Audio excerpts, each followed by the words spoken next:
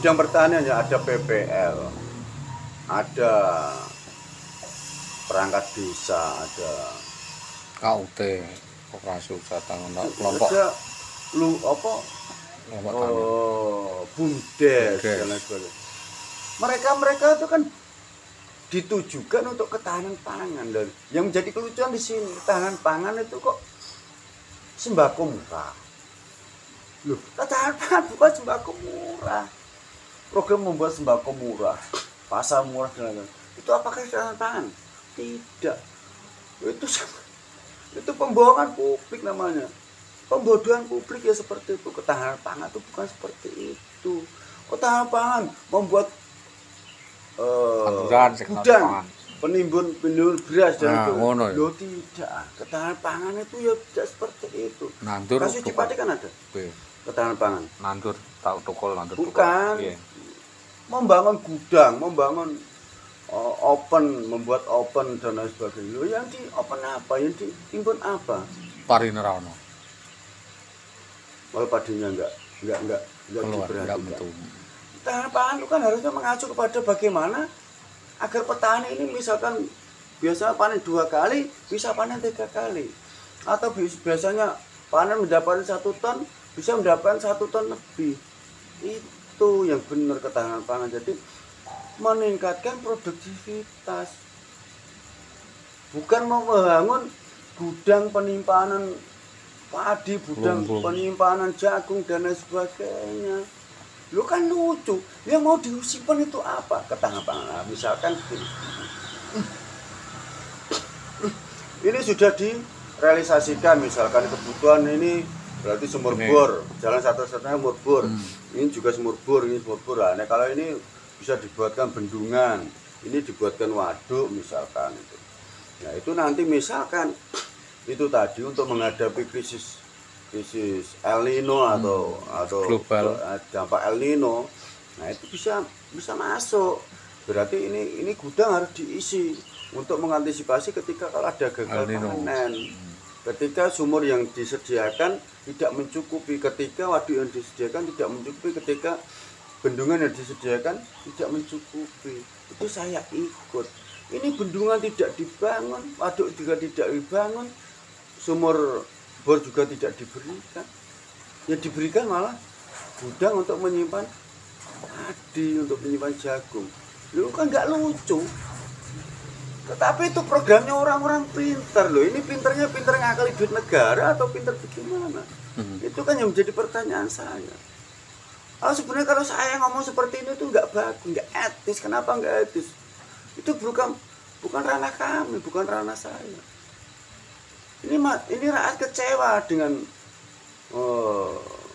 bisa dikatakan membayar orang-orang yang sangat bodoh bagi saya.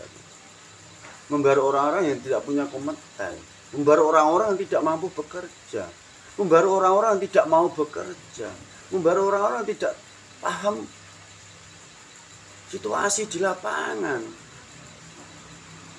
Ini kita negara agraris. Impor, lo kok nggak malu? Harusnya kita nih ekspor pangan, bukan ngimpor.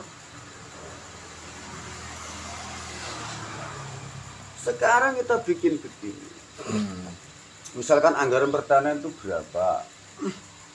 Bibit disediakan oleh negara. Pupuk disediakan oleh negara.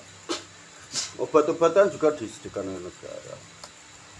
Nanti hasilnya juga diserap oleh negara. Itu petani akan makmur. Kenapa? Dia tidak memikirkan nanti beli pupuk berapa, beli obat-obatan berapa dan sebagainya.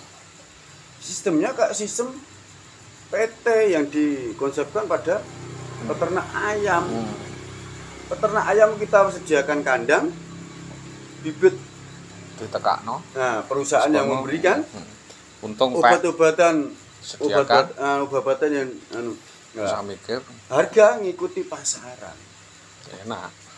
Ono pitike tenang. Ngene iki. Lah ini pemerintah matok harga beras. Pemerintah matok harga gabah. Gabah Pemerintah sapa? matok harga jagung ketika menaiki peningkatan ditindas dengan harga impor. Loh, ini kan penyengsaraan. Penyengsaraan. Sedangkan maunya petani itu kan tidak seperti itu. Maunya petani itu ya diselaraskan dengan harga-harga saat ini. Gitu loh. Misalkan harga bensin zaman dulu itu berapa, harga beras sekian, harga bensin naik lagi berapa, harga beras sekian, harga pupuk berapa, harga gabah sekian, seperti itu. Makanya zaman Pak Harto itu petani jarang mengeluh. Kenapa? Karena itu tadi, harga itu diseimbangkan dengan kebutuhan. Saat ini gaji pegawai negeri berapa? Masa gaji harian, kalau dulu gaji harian dengan gaji pegawai negeri itu lebih tinggi pekerja harian lepas. Saat ini pekerja harian lepas dengan pegawai negeri jauh. Lah bisa, mereka bisa hidup enak tuh. Enaknya dari mana? Makanya berbondong-bondong ingin menjadi pegawai negeri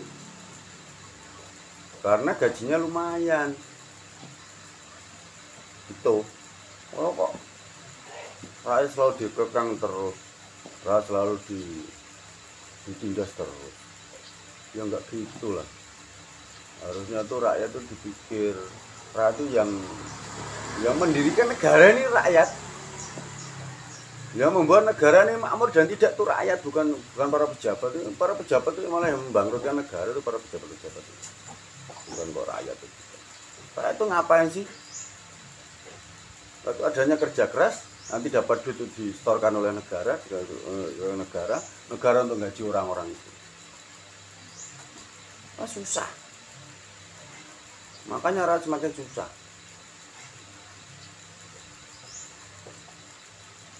Sudah, itu saja. Mudah-mudahan ada solusi lah. Solusi untuk berpikir, benar-benar berpikir untuk rakyat, untuk rakyat kecil khususnya petani itu harus dipikirkan benar-benar. Iya, wacana perdebatan ya. Sekian dari Cahangon untuk para pejabat yang merasa dirinya digaji oleh keringat rakyat. Terima kasih. Mungkin tanggapan dari